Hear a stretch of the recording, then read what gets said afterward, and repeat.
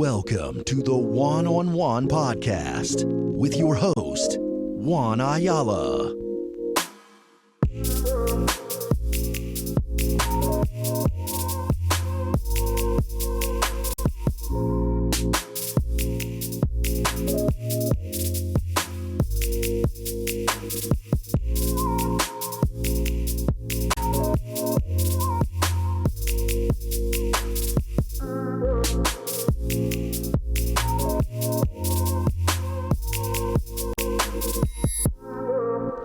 Welcome back to another episode of the One-on-One Podcast. I'm your host.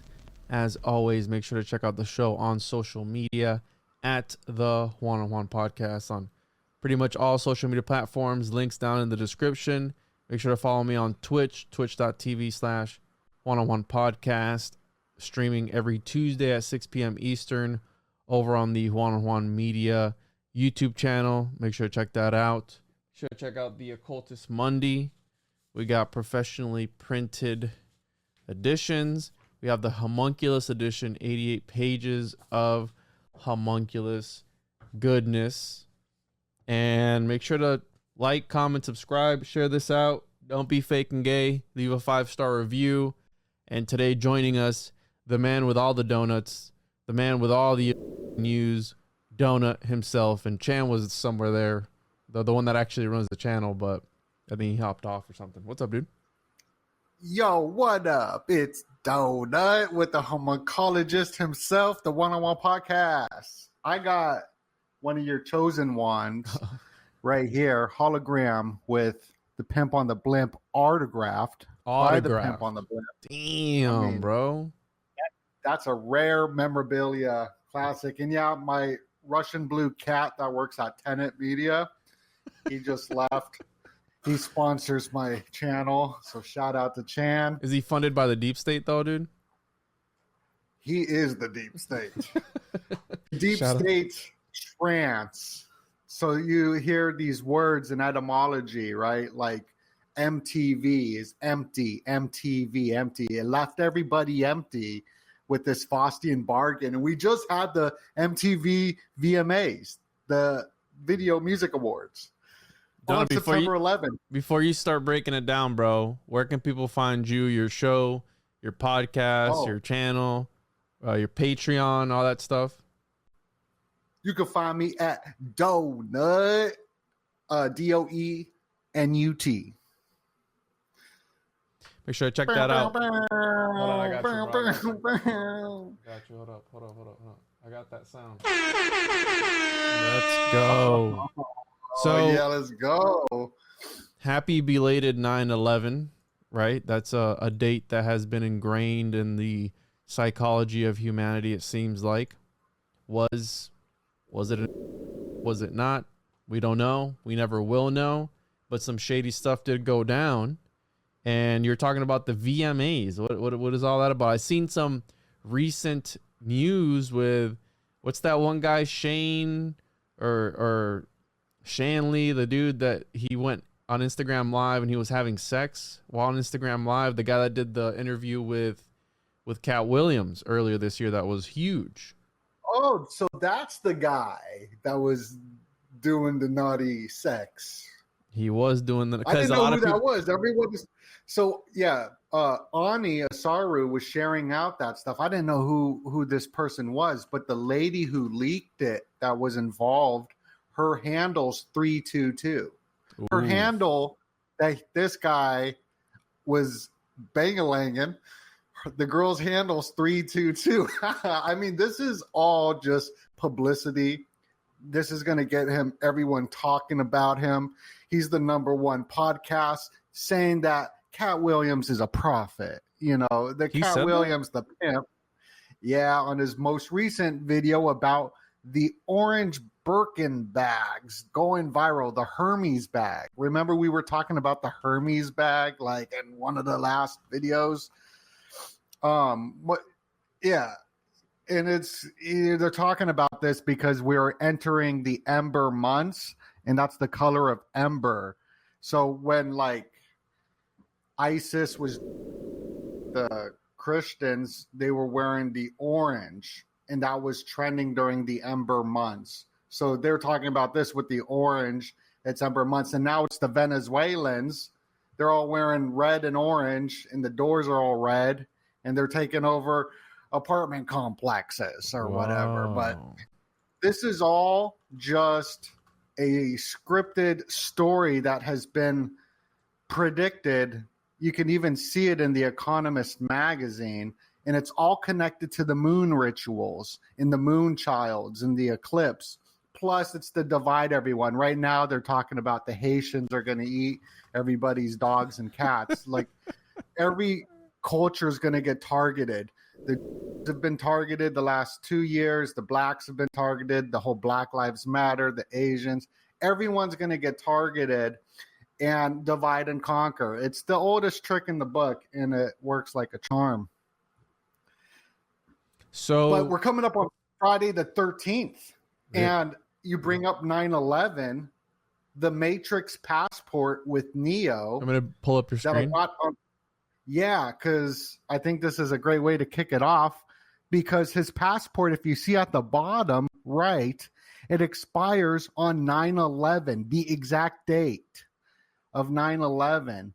And this came out before 9/11 came out. And now look at the other date. The other date is September 13th, which is tomorrow, which is Friday the 13th, bro. I think something's up, because Friday the 13th is a big Knights Templar day, and they're a big part of the simulacrum controlling the Matrix.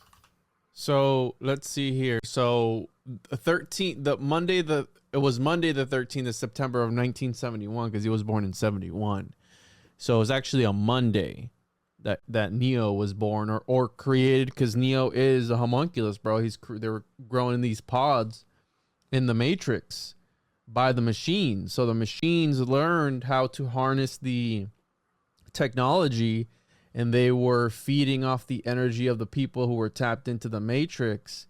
And it feels like this is what we're experiencing today, especially with this memetic manipulation, right, that we all experience, dude. You post a meme and it seems to resonate. That it's the new sigil magic, dude. They perform so well because they're so relatable, and people see something of themselves within this image, which is almost like you're inside a Matrix already that's ruled by letters, pictures. I mean, what were you saying about the Hermes bag? It's interesting because Hermes Trismegistus, alchemy, right? You have the reddening stage, which is when you're nearing the magnum opus, and it seems like these memetic magicians, they want to manipulate reality quite literally, almost like what's in the Matrix. I mean, they're presenting you something that they want you to see, not what you want to see. I brought up that orange bag because we're in the Ember months, and that guy that you were talking about, he had a podcast with some other famous person. I don't really know these actors and famous names too much, but that's why I brought it up, because in one of our recent shows, we were going over the Hermes bag. I forget why, but that kind of popped up in my head. But, tomorrow is Friday the 13th, and this is a huge day. This is the day the Knights Templars were all rounded up and burnt at the stake. Although that's false. That isn't a true story. They weren't all rounded up. Bro, only a couple of them. Read those things. It's International Chocolate Day, National Peanut Day, National Blame Someone Else Day. And then Roald Dahl Day. What the A lot hell of people don't know Roald Dahl loved the Roald Dahl. Who's this? All right, is a British he's author. a children. Yeah, he's really funny. He wrote one of my favorite books, actually, The Twits. Interesting. But that was before I knew that he was like a not like loved it. But it seems like today, to me, it seems like everybody does today. Like, it's so profitable to join the third today. Well, yeah, that's why some social media influencers have been, influencers as much as they can influence have been exposed recently for playing both sides. And like it's like how I've said a lot of times, dude. Again, it goes back to this memetic warfare where if you can profit from both sides, which I believe there are entities that are doing it on purpose to fuel the divide, to fuel the hatred. And then if you tap into like some David Icke stuff where it's like, well, the reptilians are feeding off the negative energy. Fine, let's say that they're not reptilians and they're actually homunculus. They're feeding off of something. You know what I'm saying? Like they want to continue that cycle, that endless cycle of hate and division for a reason, because what a house divided cannot stand. I mean, it's in the freaking Bible. And also, like, playing both sides, like, is so financially profitable. During the rise of the third, it was a very small majority of people who actually wanted to be a part of that. You know, it's crazy. It's crazy, but it's all business. It's not personal. I take it so personally because I see that there's an agenda at play. And me being Jewish, everyone's like, you're so like, you're a victim. Everyone's like blaming me. I'm a victim. Like I've brought up that this is a psyop probably in, I would say, 5 videos in the last like 5 years or 4 years or whatever. I've only brought it up a few times, and every time I do, it's just like I lose subscribers, and I'm coming to a point where I feel like it's good because I'm becoming more of like, I don't really care what the crowd is going to say to me.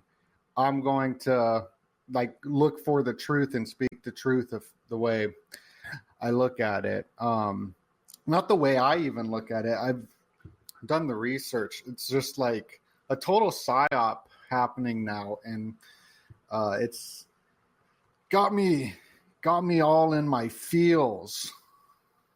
It feels like everything's a psyop nowadays, though, dude. And that's why I tend to stay in my lane as far as when doing research. That's why I like,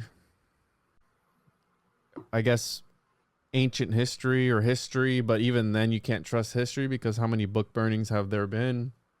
And how many things have been manipulated in all these books that we read. But that's why I mostly focus on the occult and the esoteric side of things, because I feel like even though it's not straightforward and a lot of these, it's directly tied into everything that we're talking about as far as the people running the psychological operations, because it seems like these elite groups have used the occult and the esoteric for their acquisition of power. So it's all full circle where they're using magic, they're using the occult, they're using all this stuff to influence all these psyops. You know what I mean? And they understand human psychology, right? That's what a psyop is. It's a psychological operation. And if they can just wreck your entire world view, which sometimes, I don't know about you, Donna, but looking into this, it can feel, right? You feel sad, you feel defeated, and it's working. What they're doing is working. And we have to see past that. We got to see past and understand what's going on, because, dude, there's still people arguing about politics, dude. Right. And so, like, there's a big push for big tobacco right now. Huge push. It's funny because my whole life I've been smoking tobacco. And everyone's like, get off that, you know?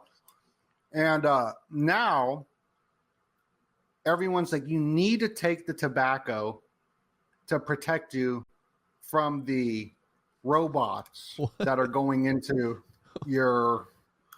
I want to kind of stay like, I'm trying not to say certain words. It's fine. I can censor it for YouTube, but say it because I'm interested in what you're saying.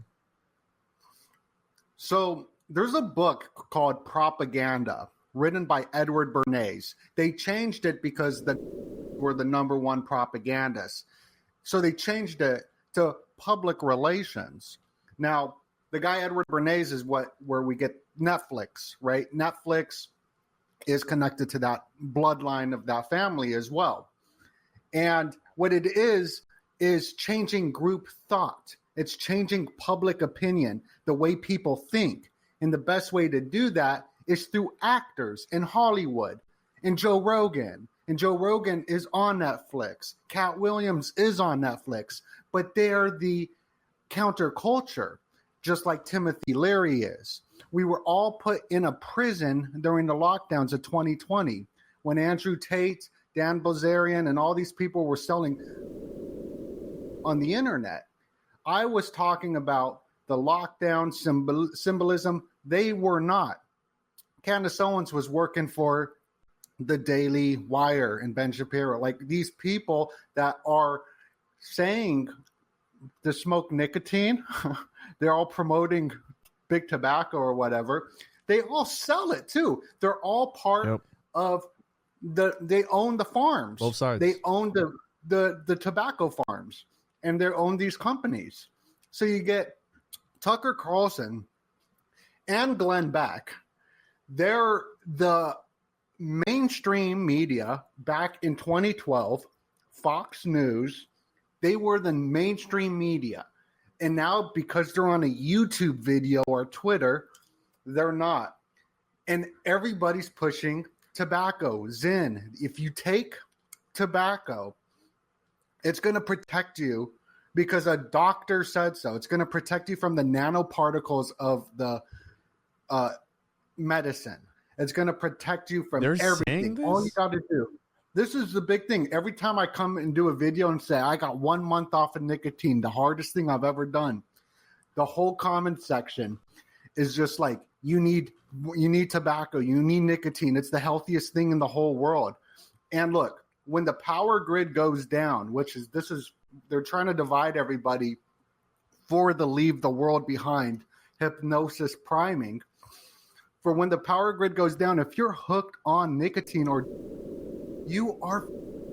if you are hooked on something, unless you got a ton of it, if the first people that will die are old people and people hooked on, because they're not going to, those people, that's what's going to happen. There's a book called 1 Second After about the EMP and about the blackout of America. In the cover of the book, which all of Congress promoted people to read, was an eclipse. We are going into eclipse season this month. The eclipse will be on September 22nd or September 18th, going into the equinox.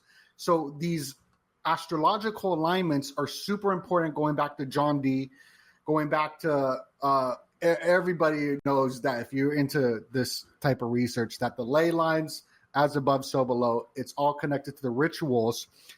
And this eclipse season that we're entering into is going to, I wrote down something that I heard an astrologer say. It really scared me. So I have here September 2024 lunar eclipse. A partial lunar eclipse will take place Wednesday, 17 and 18 September 2024. And it says here this eclipse will take place 9 hours before perigee, meaning the moon will be a supermoon with a distance of 357,486 kilometers and a diameter of 33.4. Oh, man. So this eclipse is a portal for the chaos of 2025. If you Google 2025, nothing but like Armageddon shows up. So we're going into a really crazy time, especially for the Middle East. And what I was trying to get at with the propaganda, tying it all in with that, is that Edward Bernays and propagandists had doctors saying this cigarette's healthy. They had women smoking, so women would smoke. Women used to not smoke. It wasn't cool, but they had women smoking. I've been talking too much. Sorry about that. No, dude, do your thing, bro. I'm interested in everything you're saying because I rely on Donut Factory for all my news, and this is news to me of them pushing this nicotine, which, right, recently I started vaping again, unfortunately, but it is what it is. Don't give it up, though. Like, seriously, it's the worst thing, worst month ever. Also, after this month, go ahead and give it up, but not. Let's get through all the Armageddon stuff and the supermoon portals and all that, and then go ahead and give up the nicotine. But dude, it's again playing both sides. What people don't understand is that both political parties, they're two different sides of the same coin. And people are so tied up into, oh, well, this, that, blue, red, left, right. And you're being sucked into it. And there's people fighting, dude. There's people who kill other people, violence, because of these parties. And at the end of the day, nothing is ever done. Nothing is ever really done. We have 4 years of the same, you know what I mean? The same thing. And what's the definition of insanity? Doing the same thing over and over again and expecting different results. We haven't had the results that we've wanted. So when are people going to wake up and see that the system sucks? And in my opinion, if we could have no system, I'd be okay with that. I'd be okay with the less government, the least amount of government possible, the better. I don't want the government telling me what to do. And people seem to love it. Every day, every year, people go out and they get their little stickers, dude. They get their little sigil. I voted. And they post it all on their profile pictures, and they do the ring around their pictures.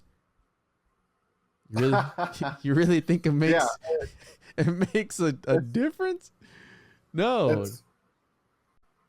It's a rare breed. The homuncologist himself, somebody who wants the freedom and the live and let live, is very rare.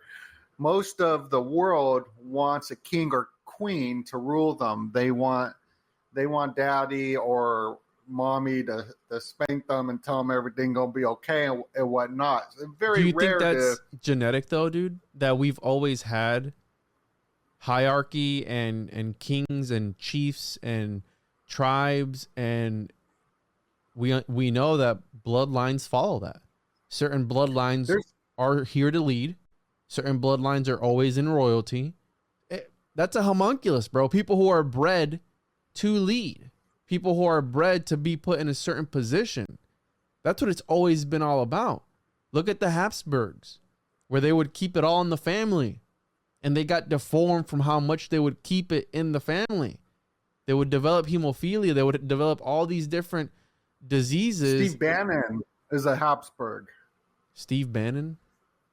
He's connected to the Habsburgs. Who's this? Former White House chief strategist. Really? Yeah. He's like part of the alt-right. Interesting. So we know that they've just changed names. The snakes find their way, right, into the garden, always. And since the beginning, dude, it's always been about information. I've said this over and over again. The story of creation. Don't eat from that tree of what? Knowledge of good and evil. Because then they have become like one of us. What do you mean like one of us? Who's us? All right? Who is us? And in my opinion, you can interpret that any which way. If you want to take it as a literal story, great, awesome. Allegorical, they wanted to keep that, they occulted that knowledge. Whoever that entity was in that book was occulting that knowledge, but they dangled it right in front of your face. Like, hey, you can have all these other trees in here, except for that one right there. And we know that you can't tell a child not to touch something, because what are they going to do? They're going to touch it. What's that big red button do? And it's curiosity that killed the cat. They tell kids that at the stage where they want to rebel, which is weird. Did you have D.A.R.E when you were in school, dude? Oh, yeah. I did this D.A.R.E thing where they're like, all you like fifth graders, write something down to make people get off like a slogan, right? I don't pay attention in school. I am just daydreaming and doodling and staring at girls and stuff when I was like, and all I heard was make a slogan. So I wrote it, and I wrote buy one, get one free. And I remember like, and it was about getting people up. And I wrote buy one, get one free. And they just looked at me. And also like I used to carry this knife with me, this pocket knife. So in like school, in elementary school, because Vegas, I mean, you got FBI, trafficking, kids getting kidnapped, just crazy when you're in Vegas. So I grew up fighting. So I've been in so many different fights ever since I was in elementary school. I carried this blade with me so I could someone if they tried to do something. I know, right? That's crazy. Which kind of maybe that's where my paranoia is like coming from. This guy's last name Brogan.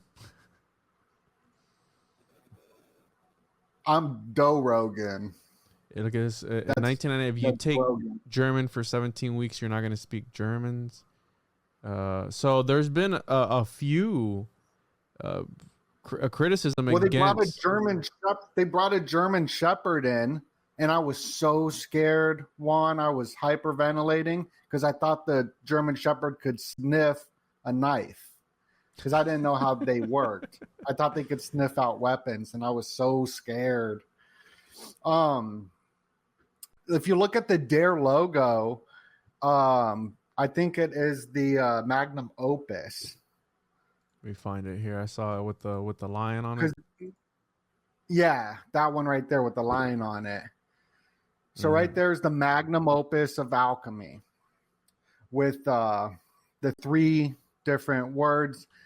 Alcoholics Anonymous uses it as well. But isn't that cool?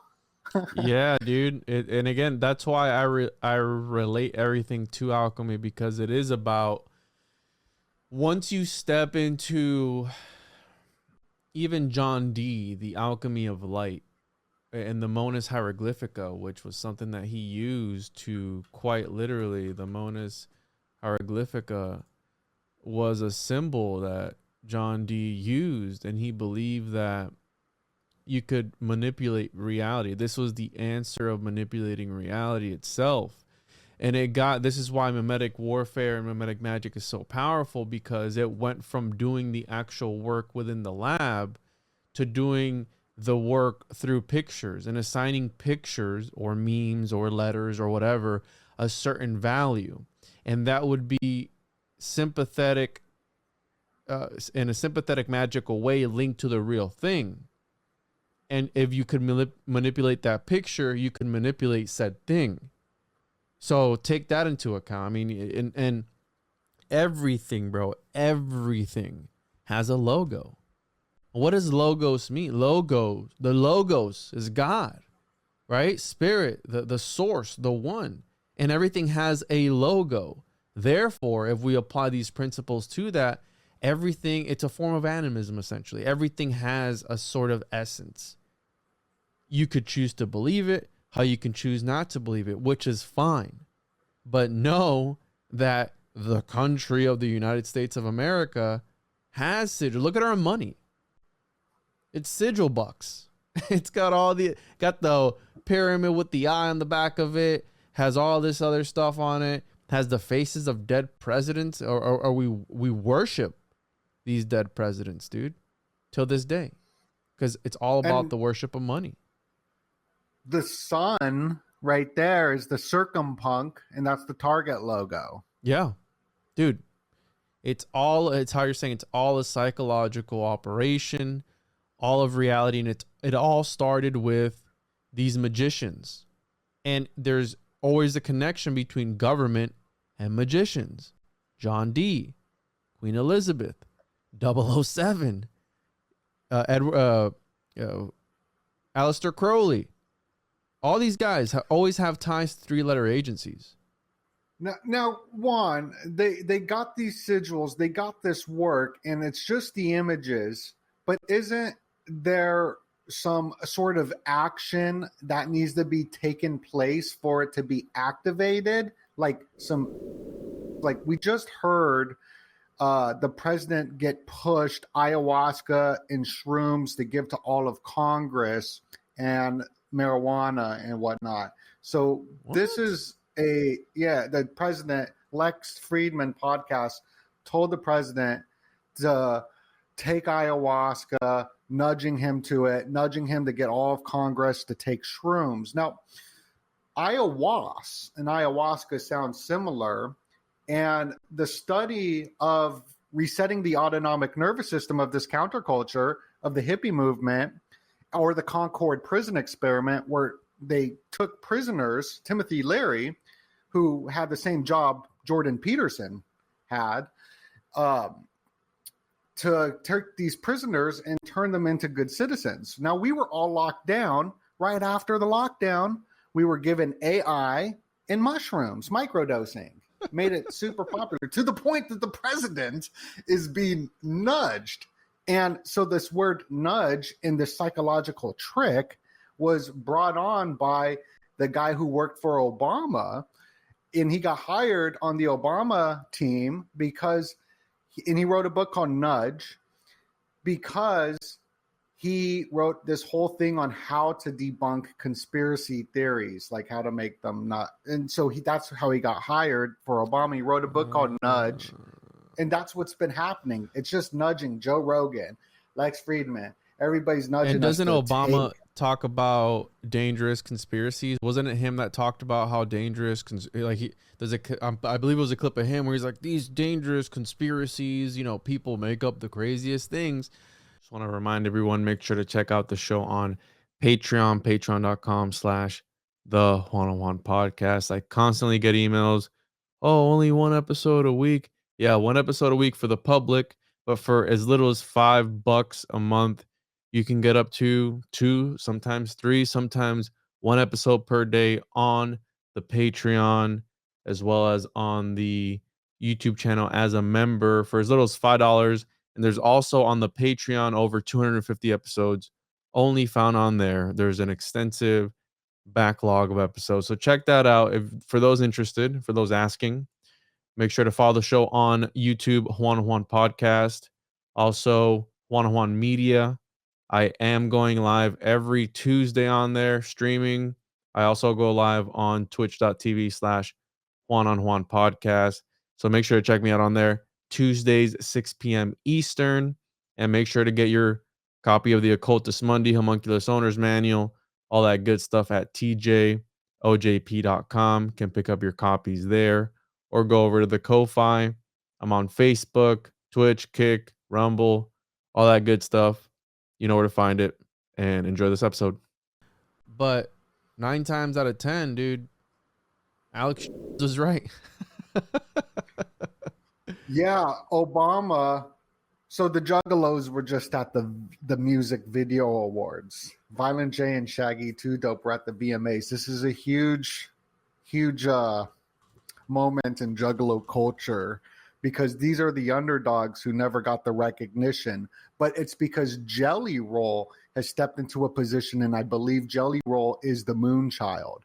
Even there, I could pull up the images as well. Yeah, go ahead. But Obama turned me into a gang member because I am a fan, and my mom, and my sister or whatever, because we listen to the music. If you listen to ICP, you are classified a gang member by the FBI and Obama for liking a band. And now they were just at the VMAs. Oh, sorry, you got my screen up. Were they at the VMAs just now? Yeah, they were, bro. It blew my mind, bro. So I know what's going on though, because I've been looking at it. So this was the alien kiss, and here's her. She's sucking them off. And there's the alien, and she's like making out with him and the alien. But this is the ritual that we saw with Madonna and Christina Aguilera, Bad Bunny kissing 2 different people. So there's the 3-way kiss that happens at these rituals. You think, dude, real quick, right? And keep the alien thing, because I want to get it right. We had Obama with that movie of the Leave the World Behind, and now allegedly they are working with Netflix, the Bernays, to publish a movie on the Barney Hill. Barney Hill, and that story of the aliens and that too. And this is making me think this alien sex ritual that we're witnessing here. Right? You mentioned ayahuasca and lamb, right? Which Crowley was real hard into sex magic. Do you think that this is like another version or a homage to that? Like, hey, here's sex, here's aliens. And I just seen before we jumped on that they gave a new UFO handbook to police across the U.S. Police across the U.S. give a new UFO handbook as they pose significant safety risks. This is from 4 or 5 days ago. Police across the U.S. have published the first guide on unidentified anomalous phenomenon, the new name for UFOs, which details such encounters and how these incidents should be reported. Bro, what? That's wild. That's crazy. That's insane. We're living in 11. Look at that. 11 page. 11 is the number of Thelema, bro. 11 is the number of magic. 1-1. Damn. And then remember on the founding day, May 1st, the day they supposedly got bin Laden, the day you had to turn all your gold in when we got off the gold reserve standard. That was when the aliens invaded Las Vegas, and there was that police call. And then so what we're going to see happen, and this is just pattern recognition, is that there's going to be events. It's going to get really bad. And then you're going to give up all hope on humanity. And then you're going to get one of these alien stories, which is going to make you be like, oh, Lord of the Rings, sort of like, let me escape into the Star Wars. And you're taking the ayahuasca and the mushrooms and the weaponized weed. And so that becomes, they're resetting the autonomic nervous system for a new belief system. That's what's going on. The new Alien Romulus movie that just came out too, on 8/14 or 8/16/24, I think it was. So I did some gematria there. We have and I was talking about this on a stream recently where the 8/14. That's abracadabra, right? No, it was 8/16/24. So 8 + 8 + 8. So you have the 816 in there, or 618, which I think is part of 618. I think it's something I think I've heard you say about that. But gematria is also another one of these tools that they use to reinforce these magical operations. And I'm looking at this strictly from a magical perspective, right? The repercussions or the results that they get, we don't really know, because it seems like this is like an ever-ending thing. It always seems like they're going on and on. And so I was talking about the state of movies, where movies, it just seems like they're putting all this money into productions, even shows. You had Star Wars Acolyte, which was a super big flop, had $180 million budget or something, and it looked like garbage. But it seems like all these movies, Aliens, for example, are just regurgitations of the same story over and over and over and over again. And they keep making these movies and people keep watching. I'm a big Alien fan, and I think that's why I enjoyed Prometheus so much, because it was different from the main story, but it ties into the universe in some sort of way. But yeah, Alien Romulus, and if you look at the story of Romulus, where, you know, they're raised by wolves, these mythological kings and queens, back again to this ancient bloodline that we always talk about. Look at Prometheus and what that is all about, like these white giants that did what? That they engineered, that they were the engineers that engineered humanity. Like, what are they pushing? You know, like, you have to look at behind the scenes, right? Yeah. And then the AI guy, I love that movie, that Prometheus movie. It's one of those movies that you first watch it, it's boring, you turn it off, you fall asleep. I've watched it on mushrooms, don't I? But you keep going. It's a movie that you keep going back to. Like, they even have predictive program. Yeah, it's a great film. Did you like Romulus? I haven't seen it. Okay, I haven't either. Yeah, but it's definitely fake and gay. Yeah, it's definitely yeah. It's all fake and gay. The faker it is, donut, the gayer it gets. And I seen that you pulled up the 93, the Star Wars Darth Vader actor, which he was in a ton of movies too, bro. He was in a whole bunch of movies. And what is that? Star Wars was set in our galaxy in the 33rd century. Yeah, I just, I just made a little funny thing. Yeah, but yeah, the numbers. So that's like saying hello in Aleister Crowley's cult, and the 33, Disney's 33 Club. Disney owns Star Wars, George Lucas. Like it's all super occult. It's all connected. These storylines. I just love how this is like the sex symbolism. I really like. Here's some more memetic magic though with Donald Trump. Yeah, he shared this. And I feel so vindicated all the time because I make something and then I'm like, man, am I stretching? And so like I do a video and I'm like, yo, this is Jason. This is a meme. Jason, they're scaring everybody for something, and this is memetic magic. And that's what I said. And then like seriously, right after that, they had this debate where it's obvious to even the public and the mainstream news that it's memetic magic right here, memes of cats, and whatnot. So you tune into one-on-one podcast, you tune into Donut, you're getting the news early. We were talking about this years ago. Well, we did that episode on memetic magic where you brought up the animal connection and how it's tied into shamanism, where the information is presented to them through the use of this medium, which is an animal. So here we have this story that a lot of people are saying it's not true, this is not real, they're not actually eating the cats. Some people are saying, yeah, they're actually eating the cats. There's videos here and there, and it's the cat.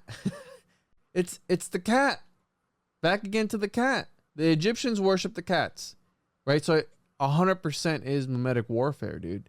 And they're doing here they are. They're not jerking dolphins off anymore. They're jerking aliens off. Well, maybe dolphins are aliens. So I think that dolphins could be aliens. Thank you for bringing that up. I totally forgot about that. Like, because it was all about the frog.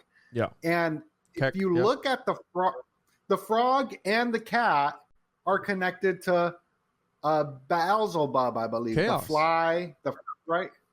Chaos. Mm-hmm. This is chaos magic. So the memetic magic is tied to chaos magic, and they're using the chaos satanic gods of the frogs, the cats, and the flies. Is that what's going on? I'm sorry. Beelzebub? Probably, dude. I was searching up here because you brought up Jason, Halloween, these slasher movies. And Halloween is one of them. And if I recall correctly, there's Halloween Resurrection, where Michael Myers is electrocuted by Freddy, entangled in electric wiring. His body, along with the bodies of his victims, are taken to the morgue. And then I guess is he resurrected? So the pitch was meta take involved Busta's character making a documentary about the events leading up to the resurrection. So let's see here. Continuous murder spree. Because this, Halloween essentially solidified the serial killer slasher horror genre. Really, it's like the first one of the same movie over and over and over and over again. You have this creepy killer that seems to almost be non-human. He always finds a way to show up wherever you are and get you, no matter what you do. He's invincible. He's a freaking Frankenstein. He's a homunculus, whatever he is. And then you have that picture that you showed of Trump. They're really hitting on those notes of everything that's been programmed into our genetics, because I think, what's a meme? The smallest form of information. And what do you do with a meme? It's always you make the culture. knife. It's always that. Yeah, good point. Like Jason, the knife, everything's always is the knife. The Scream Mask, the Ghostface Killer. Yes. And Even ICP, bro. They're all about what? About murder. And they're what? Clowns. Michael Myers wearing that white mask. That's almost like a clown. And what are the clowns? They're Nephilim, dude. Right? The clowns are the Nephilim. Wicked Clown. Yeah. Well, so like the whole Juggalo connection. Let me bring up these pictures real quick. Just jump. I know we jumping all around, but I kind of want to get your take on. We cooking. Let me see. Yeah, I'm jumping all around. I got like a lot of different stuff that I know you could talk for. Oh, but okay, here it is. So the rituals, and also just to add on to the cat thing, Taylor Swift posted this cat meme right here and endorsed Kamala. She posted this cat while the cats are being eaten and endorsed Kamala. And Kamala in Hebrew backwards is Amalek, which is the enemy of Israel. Whoa. And somebody even pointed out the anagram of Harris and Walls spells out Sharia law, which is kind of interesting because they do use etymology and symbolism for mind control. Just like Eminem, he's performing here, and it's a 33. I mean, most people won't see that and be like, no, it's not. It's not a 33, even though it obviously is a 33, right? And real quick, Jelly Roll. Before you get into that, and I'm ignorant to this, but do Jewish people believe in an antichrist, or what do you guys? Because you're talking about essentially Kamala could be the antichrist. Yeah, they believe in an adversary. So you're either like, and I believe it's called Satan, and it's like, and don't quote me, I'm a dumbass, but from what I picked up from going to being Jewish, going to temple or whatever, is that you could either be going towards God, there's an inclination going towards God, doing mitzvahs, which are good deeds, or you're not going that way. And that's the adversary, which would be like Satan, like Satan or something like that. But I don't know, maybe, I don't know. It's very complicated stuff. Like the Torah, the Talmud, and all these different things that are a big topic now that nobody has a freaking clue what the hell they're talking about. You got to sit, like the Talmud is like hundreds and hundreds of books. It's like 200 books or something. And it's a discourse between rabbis of like Plato, like you read Plato or whatever. Yeah. How it's like a discourse. Oh, could you do this? But what if you do this? Well, what if this? It's a discourse. And all the stuff that Dan Bilzerian shares, saying like all the blood libel and all the Jewish stuff, and he writes goy, it's all lies. All the stuff that he shared is all been debunked. This is all old stuff. It's just this new space, which it's a total psyop. And I know it is. The memes get attached, and they feed like parasitic life forms off of people, and that's why information is alive, Donna. Information is the knife, right? It's the knife, and you can do a lot of things with it. And also, like, couldn't learn Kabbalah, I think, till you were like 45 or something. Yeah. Because you'd have to be so like understood in like. You can't just pick up a book and like read it and understand it, and that's kind of probably a lot of the reasons why I excel. Like for me, I don't jump around on a lot of topics. I'm pretty dedicated to just one topic of that I study, kind of like yourself. So I know I've repeated myself in all of our podcasts a bunch of times. No, I don't think you have, bro. I think it's all relevant.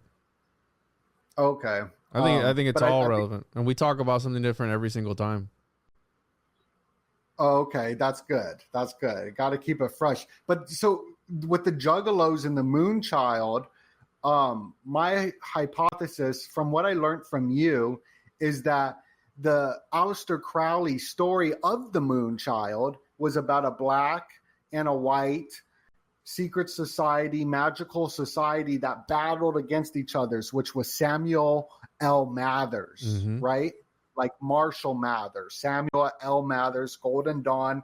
And then you had the Aleister Crowley, which was like the Black Lodge type of thing, which he was the White Lodge. He was the good guys. Oh, they were the good guys. Okay, Yeah, so Crowley was the good I guy. feel like I feel like Eminem would be the good guy. That would because and then ICP may be the bad guy. I don't really know. I've never like read the book before. I just from what I've gathered from what's about the synopsis or whatever. And I think that's what's going on with Eminem and ICP. And there's this guy Jelly Roll, who's the most famous person right now. And I called it. I predicted the rise of Jelly Roll because it's a 3-6 Mafia connection with these rituals that are going down. Because I've been in this underground world of Juggalo, of 3-6 Mafia, of Jelly Roll. I even edited a Jelly Roll interview back in the day before anyone knew him. I'd go to concerts and his wife was there. They weren't married at the time, but like I was in this world since I was like 12 years old, 10 years old. And now on the world stage, Jelly Roll is the moon at the VMAs. And I believe they're setting him up as a moon child type ritual. I don't know what that is, but there's a connection to all this. Like this is totally a Masonic compass behind 3-6 Mafia, and they get the award. And this is where Terrence Howard, who is like super famous now, right? Terrence Howard. Because of Bro Rogan. So there's this connection to this underground world in the mainstream world that I've been watching. It's interesting. So you should probably didn't make any sense there. I'm just throwing No, that's a good connection because, and I think you should read the Moonchild book, bro. It's a tough read, but there's a lot of stuff in there that'll make you go, what the hell is this? And okay, if my calculations are correct, it goes back to what we talked about at the beginning, where Jelly Roll was born a Moonchild, right? And now they're projected, literally there, he's projected onto the world stage, and then they use whatever energy that he's harvesting for anything else. Depending on what their end goal is, because it's like, I've always wondered, why do these people want so much money? They own the money printers. They own it. They're the ones that make money. They control the price of gold. They control everything. So in my opinion, that's why it steps into the manipulation of subtle energy. And I recently did an episode with Ani, shout out to Ani, and Joe Roop on the physics of subtle energy and how they use. That was a good show. Oh, you listened to it? Hell yeah. Yeah, bro. That we broke that down because it's always like, oh, it's a ritual. Well, how and why and where? And it ties into John D, because John D helped establish the longitude and latitude system. He was one of the first cartographers that worked hand in hand with some of the earlier famous cartographers.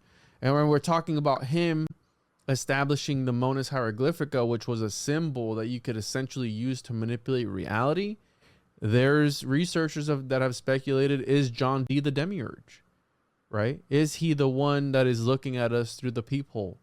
The peephole might be the moon, right? We don't know what's there. Did we go there? No, right? We lost the technology. Was it occult technology that you used to and then you have the astronauts stuck in space right now?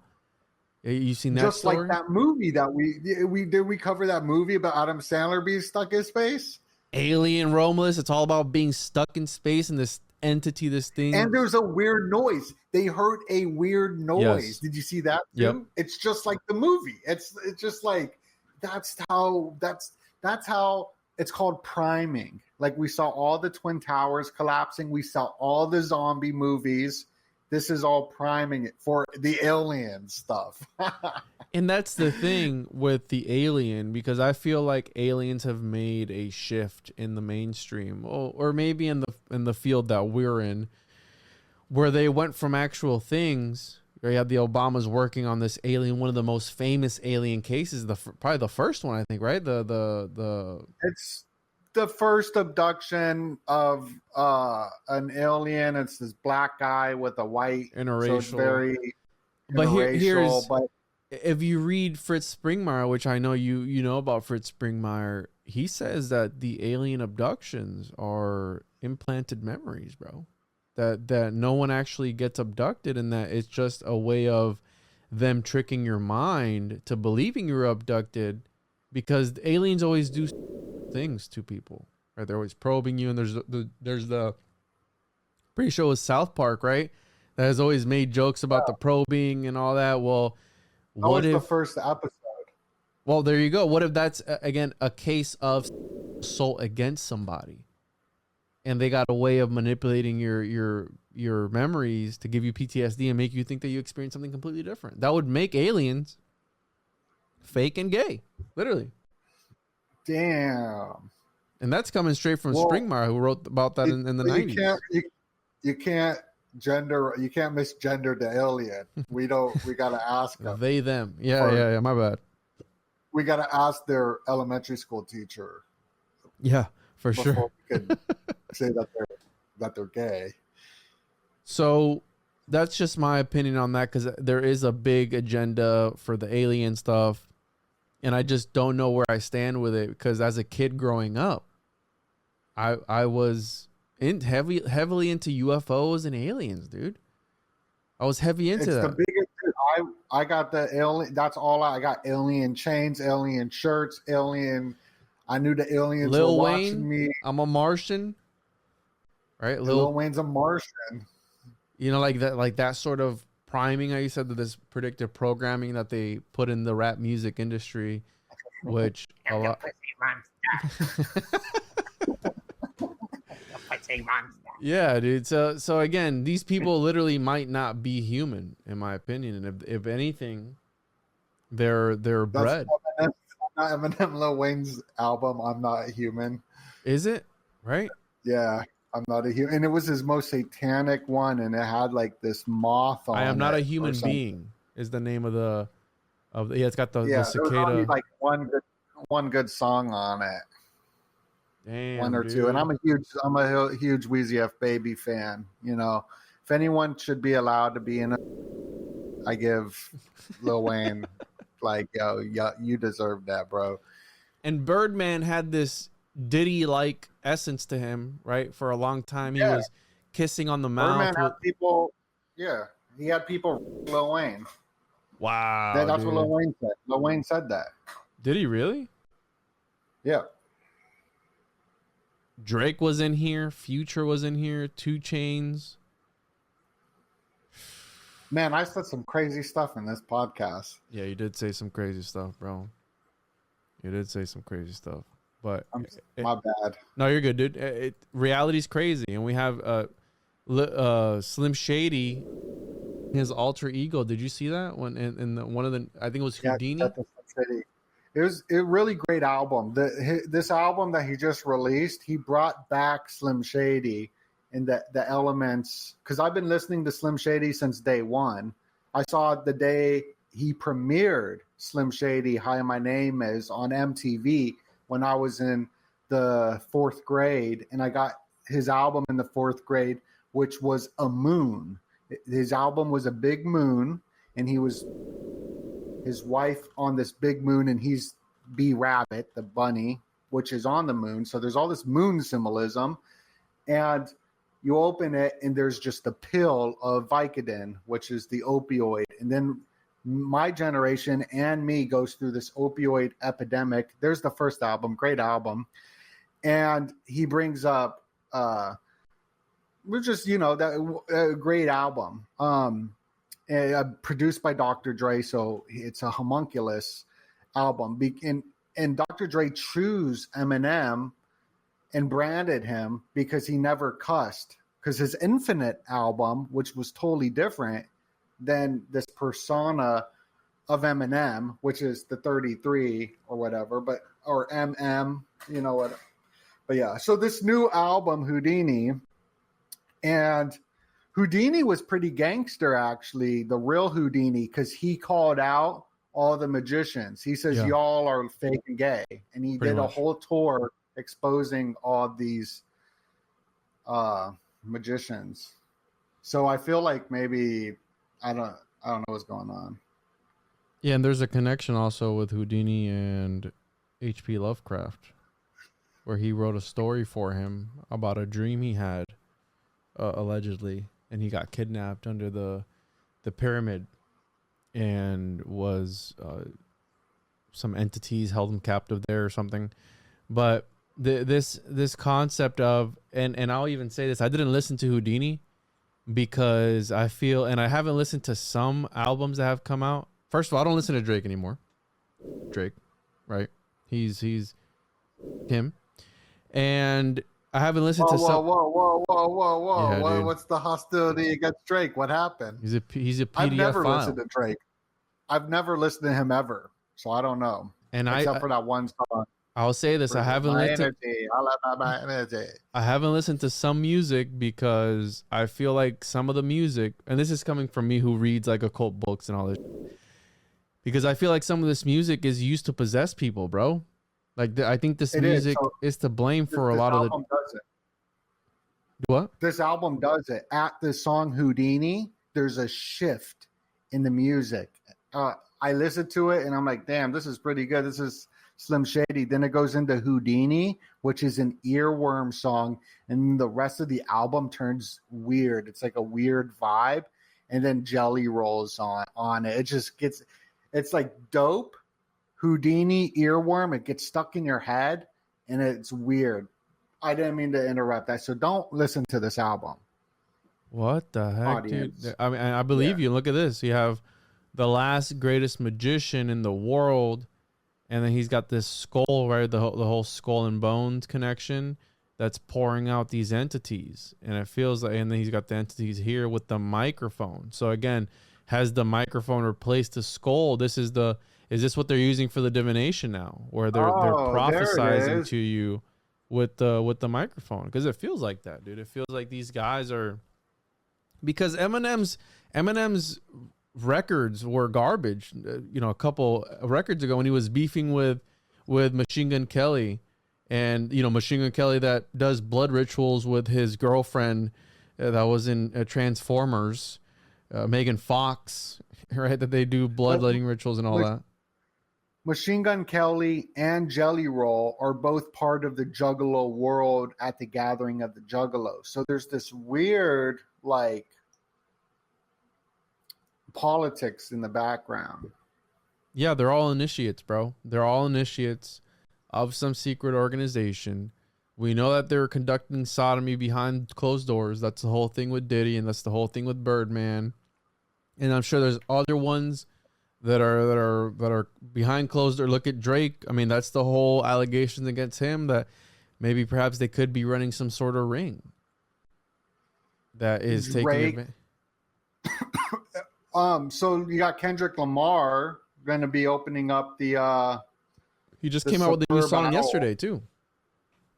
Well, he's going to be opening up the Superb Owl ritual, the Super Bowl. Really? Right? Yeah.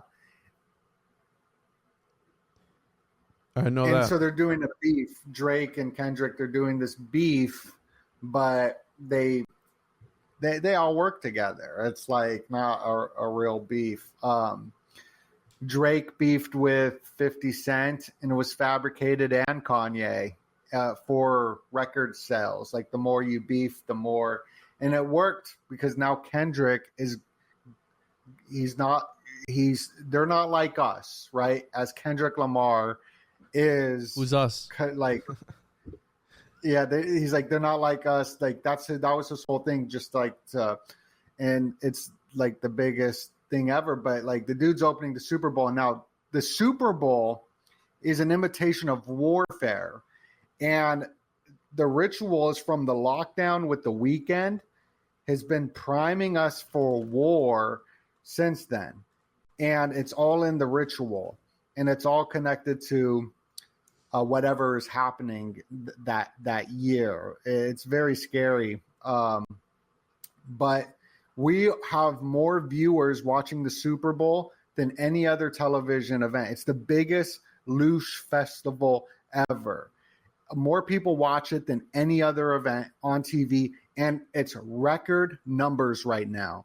people are watching football at record numbers the first week of football. And there was this Dolphins ritual. So, I mean, there's probably going to be a Dolphin for the Super Bowl.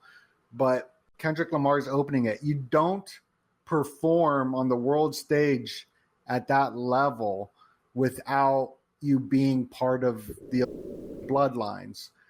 Eminem performed at the Super Bowl because these are the mind controllers of the world. Why are gangsters, dealers, and murderers, murder was the case that they gave me, are superheroes, the anti-hero? Like, if you want to be popular, you want 100 million views, be about debauchery, be the anti-hero. That's what people want, is gangsters or the Joker. Those are the two anti-hero, because we're all sick, because we live in this sick society as well. There's a huge psychological thing going on. They know the psychology.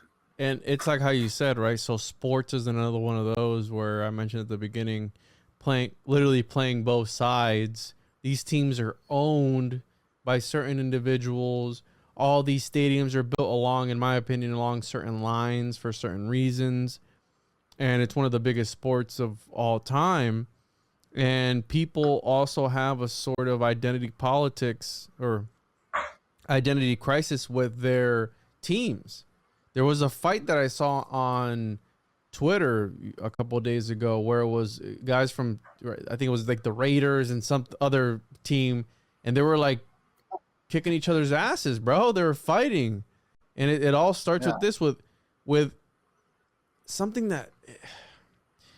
And maybe, dude, guys like me and you who are able to see through the, like, I think it's so dumb when I see people go all out with sports or whatever it is. And if you think about, right, ball, right, football, basketball, it's all back in the worship of their Lord, it's their gods, right?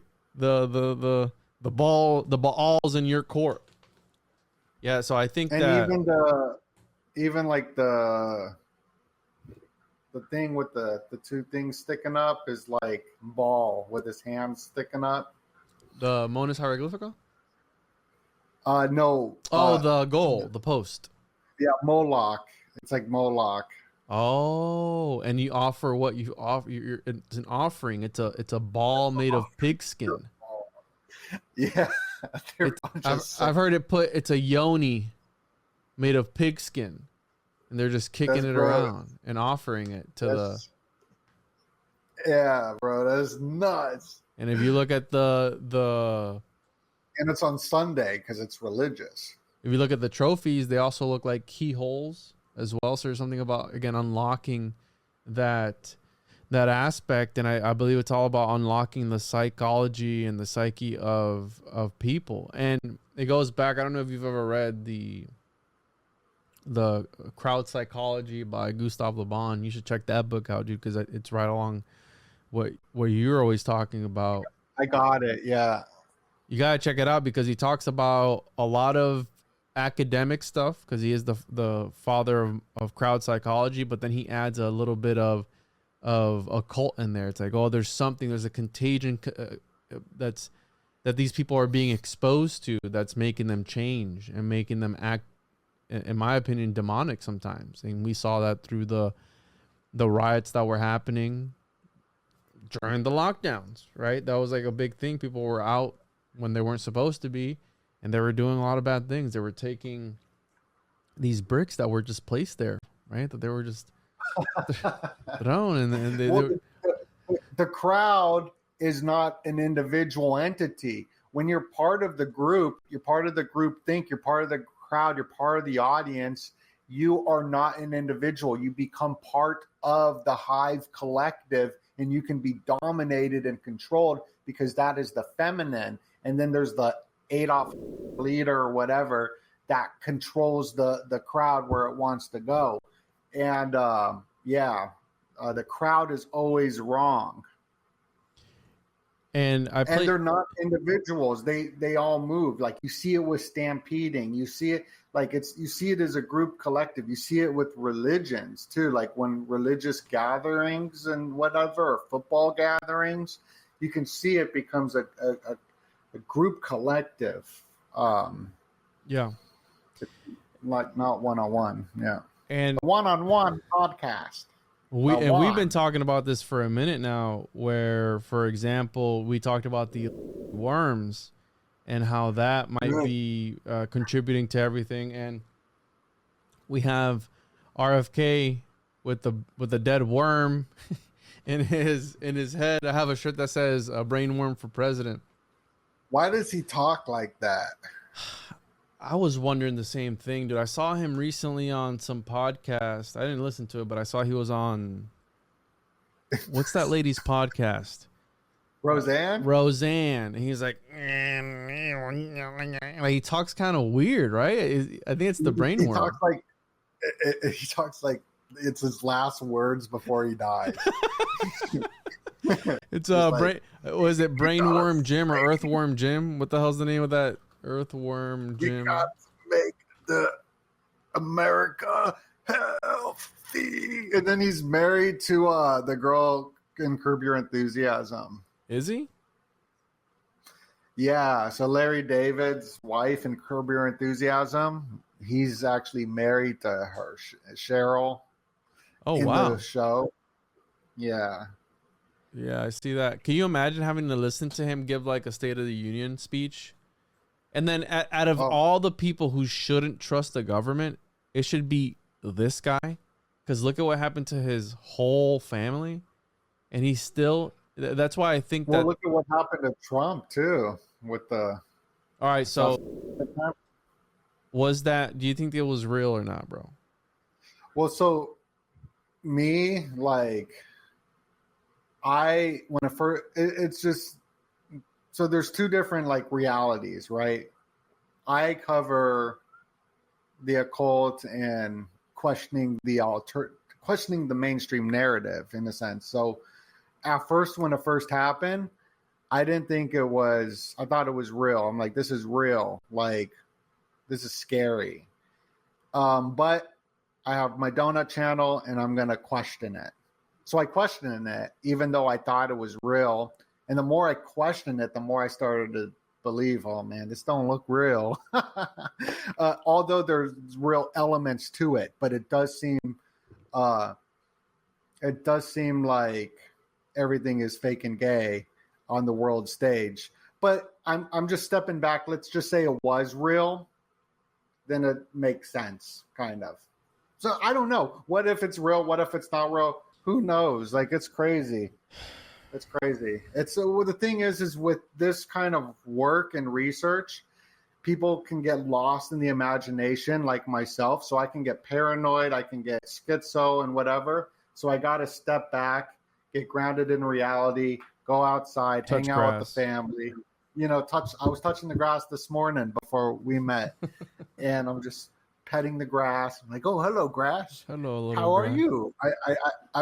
I had because like the content and research that we do, or I'm not sure if you fall into this, but I get freaked out sometimes because it's the group mind. What is social media? Social media is the collective group conscious mind that is being pushed by an algorithm. So like I posted something and I wrote shalom, or I post peace or salam. I just post like love, right? That's not going to get put in the algorithm. It'll get 2 likes, nothing. I post F you, Jew, or something, right? 1.2 million likes or whatever. Or if I just said that, maybe you got to take that out. But you know what I mean. Yeah. The social media is the collective mind just as much. And I'm on here and I'm like, oh my God, I'm going to get freaking, they're going to kill me. I go outside. I'm like, it's beautiful out. Yeah. People are pretty chill, except for in the car, but everyone seems pretty legit. Like, it's all fake and gay. And nothing wrong with gay. Yeah, I was just being funny. Yeah, no, and that's the thing. I have nothing against the gays. When I post that meme, it has nothing to Yeah. do with the gays. It's it's beyond that. It's transcended that. But hey, if the shoe fits, you can wear it if you want to. But this aspect of the internet, which the internet encompasses social media as well. I look at as the internet, which has occult origins too, bro. If we look at the internet, it came from where? From CERN. And then all the shady connections at CERN of what they're trying to do, quite literally open up portals to other dimensions. And I saw that they put I saw the movie poster for, because I know you mentioned Spaceman, the Adam Sandler movie that came out where he meets this primordial ancient spider in space, and the spider shows him where the center of reality and all the universe and everything and of existence, where it originates from, right at the purple light, that one point. And when he looks in it, he goes, well, I can see everything from this perspective. And I saw that recently because I've talked about how, and I think it was with you, we talked about the Masonic Spider-Man, the occult spider gods, right? The arachnid gods, which in my opinion also ties into the World Wide Web, right? And they put on hold the movie Spider-Man Beyond the Spideyverse, I think it was the name of it. Let me look it up here real quick. They put it on hold. Spider-Man Beyond the Spider-Verse, because the spiders are the ones that control reality. So, all right, never mind. So this was fake news. So check this out, because the article that I saw said that the Spider-Verse, they had put it on hold or whatever. So Spider-Verse producer Chris Miller denies report that Sony scrapped most of third film. So apparently it's still going to go on. The reels are coming along nicely. And so this movie, Spider-Man Beyond... I'm sorry. Because Spider-Man's connected to Crowley or the Ubermensch or something, you told me. Well, so the way I've heard it put is that these people want to become... Right, you have the Freemasons that allegedly worship a spider god behind the scenes, Jubalon or something like that. Which is that a big time thing? It's very esoteric. Like you can only find bits and pieces of it that I could find here and there. And it ties. You go into the lodge and there's like some spiders like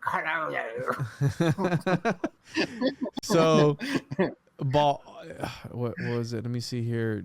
Jubalon. Hello there, I'm the Spider-Man. Masonic god. Let me see if I can find it. The name of the spiders. I don't know why. Like, why would a spider?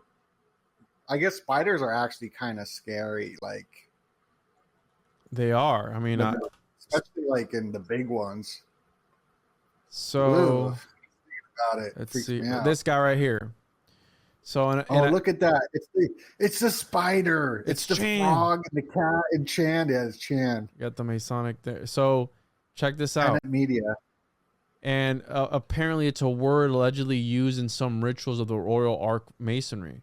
Which, remember, this ties into the palm tree symbolism that we've talked about.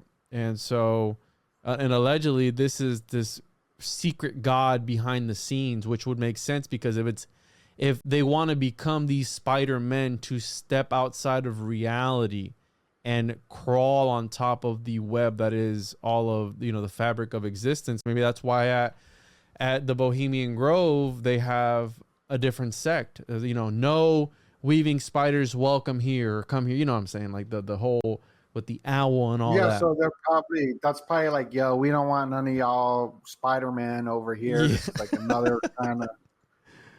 So they were coming out with a new one. So Spider-Man Beyond the Spider-Verse. Let me see what this one is here. After leaving off from Spider-Man Across the Spider-Verse, the story continues, because I forgot that this movie ended on a cliffhanger. The latest one. Here we have the meme being incorporated into the movie. You saw that? The Spider-Man meme where it's like, you're the imposter. Well, you're the imposter. And it's like they're bringing life to these memes. Like a spider cat. Talk about the cats and the Spider-Man. So I had seen that they put it on hold, but apparently not.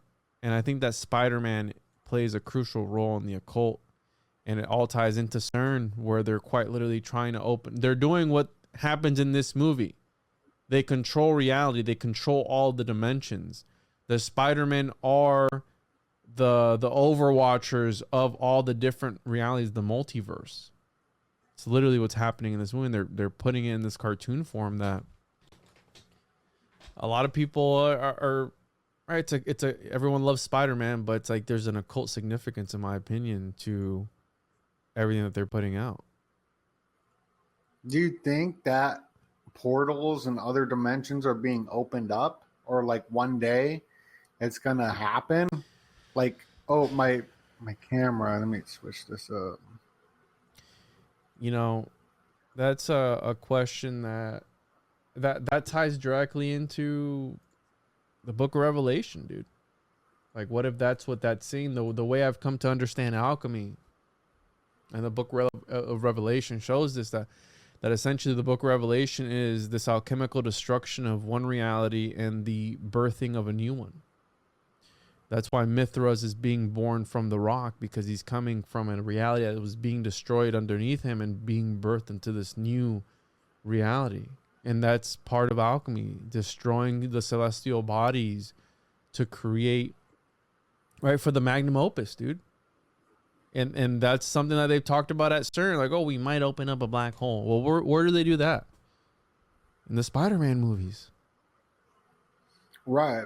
And also in Stranger Things as well. And they let what It's they like let what in? They let the entities in. They let the worms in, yeah. Because the Stranger Thing started off as a worm, and then it turned into that. Oh, did it really?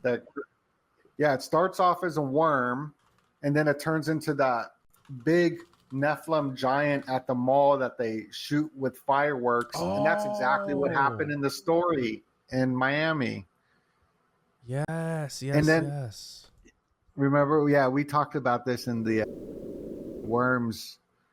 Because he had this thing in his room, right? He was like a little pet for him, and then it grew up and it ran away. I remember now. I remember. Yeah, that stupid little kid. Here it is right here. Yeah, dude. And I think from my studies of like Kenneth Grant and all this, he talks about that these things can come through. And now, maybe it's not physical entities, right? Like how we've been programmed to think. Maybe it's spiritual. And I think it's more something you can't see. It's more of a spiritual warfare, don't it? In my opinion, you know, it goes back to, I think it's Ephesians. I think you're on point with that, and I think that maybe like you could see it, but it's not something that you could see consistently. Maybe it's something like if you were at the right reflection of light shining or whatever, maybe you see it for a second. Yeah, or it takes a special kind of person to be able to see it. Right? I'm not talking about those with the eyes to see, like none of that gate. I'm talking about like, again, it might be bloodlines, dude. Or we have the whole RH positive and RH negative thing where I read an article recently that talked about how being, I think it was, I'm not going to say which one, but being a certain RH, T. Gandhi would affect you differently. Oh, for real? Do you think that? I don't know. I'm obsessed with my cat. You've definitely got T. Gandhi, don't it? 100%. Because like he's controlling my life. I think you got it. You definitely got it. I think Chan is obsessed with him. He controls everything. He runs the show, dude. I think he runs the show, but I massage him. I work for him. You can't go anywhere without him being taken care of. I have to like hire people to watch him to make sure they massage him every night. Yeah, I'm definitely under some sort of mind control. There's a town I saw. It's probably fake. It's so fake. It's so fake. I've been to the Middle East before a couple of times when I was a kid, and there's cats, wild cats everywhere, and everyone avoids them because they roll in packs of like 50 to 100, and they're just violent. Like, yeah. And I saw something on like, oh, there's this town where cats are part of the culture and they feed them and they work together. And I'm like, that's fake. I'm just thinking out loud right now. We're talking about cats. No, I think it's real, bro. But did you have anything else you wanted to add, bro, before we got out of here with any predictions? You said, right, tomorrow's Friday the 13th. We have... Yeah. I will say that everything happens in yearly rituals. We are so TikTok minded, like a goldfish, that we like, oh, what's the next 10-second clip I can watch to get the dopamine? Empires like China, they think in 1,000-year goals. Like, they've been around a long time. Empires, families, and bloodlines, they're not thinking of next year, this day, or whatever. They're thinking hundreds of years out. So keep that in mind. So when we go through these yearly rituals, like Kanye went to war on Jewish people on October 8th, in 1 year, pretty much to the date, which is a leap year, so it's seriously to the date. October 7th, then the Middle East war kicked off. Now, is that a coincidence?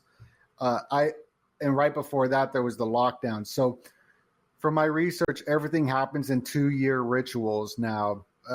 Think about the lockdowns. The lockdowns really happened in 2020 and ended in 2022.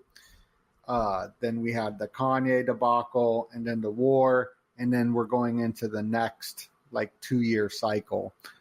So I think that these rituals, so what I'm looking out for is right before the Middle East conflict took place. It was the week before a Friday the 13th. We're coming up on a Friday the 13th tomorrow. We're in eclipse season. If you look at the Economist magazine, it always shows the eclipse. The two things that like I predict or whatever through it is that the moon, the eclipses are part of the ritual. So you'll see a connection there. And this number 218, look out for as well.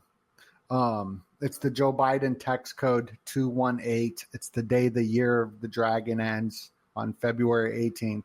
So those are the two things. That's it. Yeah, and I also did a short one time on eclipse-induced psychosis. So eclipse have power over certain people, and they did a test on a group of, I believe they were all schizophrenic. Don't quote me on that. You just look it up, eclipse-induced psychosis, and the eclipse did have an effect on these people. Now, I think that a majority of society, in my opinion, might be schizo to a certain extent, even if it is in their own realm of things, in their own reality tunnel, if you will, because a lot of people are combative against outside sources, outside information. And there you go right there. So total eclipse on mental patients, a clinical biochemical correlation. They did the study, bro. This was back in the 80s, I believe, that they did this. And yeah, it's 1976. And they did it. And it has effects on people, dude. Point is that it does affect you. Now, a lot of rituals are done through eclipses. A lot of ancient cultures saw eclipses as a sort of Ragnarok or a sort of revelation or a sort of apocalypse of some sort. So it does have also an occult connection there.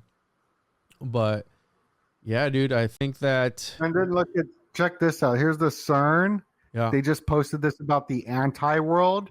And when you were talking about the spider in CERN and the spider web, I looked up Antiworld. And this popped up, Antiworld Spider Gang. That's what pops up. So I thought it was kind of weird. Spider Gang. There you go. The Spider Gang, dude.